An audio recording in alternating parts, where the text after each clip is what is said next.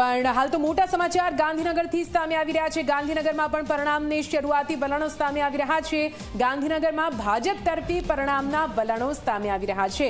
ગાંધીનગરમાં પણ કલોલ નગરપાલિકાથી લઈને અલગ અલગ નગરપાલિકા અને જિલ્લા પંચાયતના જે પરિણામો સામે આવી રહ્યા છે તેમાં શરૂઆતી વલણમાં ભાજપનો દબદબો જોવા મળી રહ્યો છે।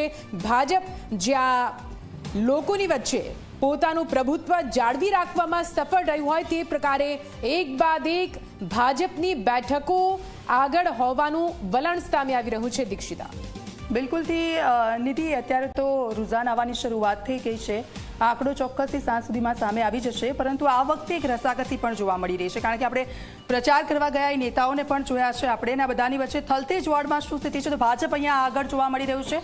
થલતેજની આખી જે પેનલ છે એ થલતેજ વોર્ડ કે જેની પેનલ આગળ જોવા મળી રહી છે। આ પેનલો અત્યારે તો આગળ બતાવે છે ને પછી સ્પષ્ટ થોડી વારમાં જ ખબર પડે છે। બિલકુલ, વાસણા વોર્ડમાં પણ ભાજપની પેનલ આખી આગળ ચાલી રહી છે। આ બંને વોર્ડ ભાજપના ગઢ માનવામાં આવે છે, અને તેમાં થલતેજ વોર્ડની વાત કરીએ તો ત્યાં તો અનુભવી એવા હિતેશ બારોટને મેદાને ઉતારવામાં આવ્યા છે। ફરી એકવાર તેમને કોર્પોરેટર બનાવવામાં આવ્યા છે, અને તેમના જે રીતે થલતેજમાં કામ રહ્યા છે, જ્યારે આપણે પણ વાસ્તવિક સ્થિતિ તપાસવા માટે પહોંચ્યા હતા તો અહીં આગળ એક જુવાળ ભાજપ તરફી જોવા મળ્યો જ હતો, અને તે રીતે અહીંયા પરિણામો પણ શરૂઆતી વલણો પણ જોવા મળી રહ્યા છે। એટલે અમદાવાદના 2 વોર્ડ જેમાં થલતેજ અને વાસણાનો સમાવેશ થાય છે, આ બંને વોર્ડમાં ભારતીય જનતા પાર્ટી આગળ।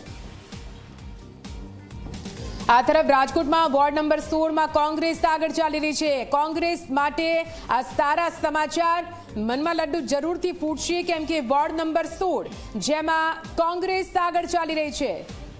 રાજકોટમાં વોર્ડ નંબર 16માં કોંગ્રેસ ચાલી રહી છે આગળ। રાજકોટ જે સૌરાષ્ટ્રનું એપી સેન્ટર કહેવાય છે, આ વખતે ઘણા એવા મુદ્દાઓ હતા જેને લઈને રાજકોટની જનતાએ આખરે કઈ તરફ મતદાન કર્યું છે તે જોવું જરૂરી બની જાય છે, અને એટલા માટે જ રાજકોટમાં વોર્ડ નંબર 16માં અત્યારે કોંગ્રેસ આગળ ચાલી રહી છે। ગાંધીનગરમાં પણ શરૂઆતી વલણોની શરૂઆત થઈ ચૂકી છે, અને તેમાં પણ ભાજપ આગળ ચાલી રહી છે।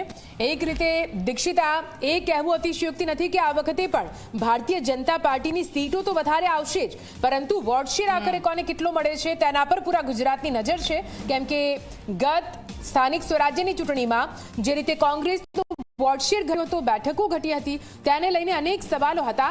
આ વખતે શું જનતાની વચ્ચે પોતાનો પગ જમાવવામાં કોંગ્રેસ સફળ રહી છે કે કેમ, આજે ખબર પડી જશે।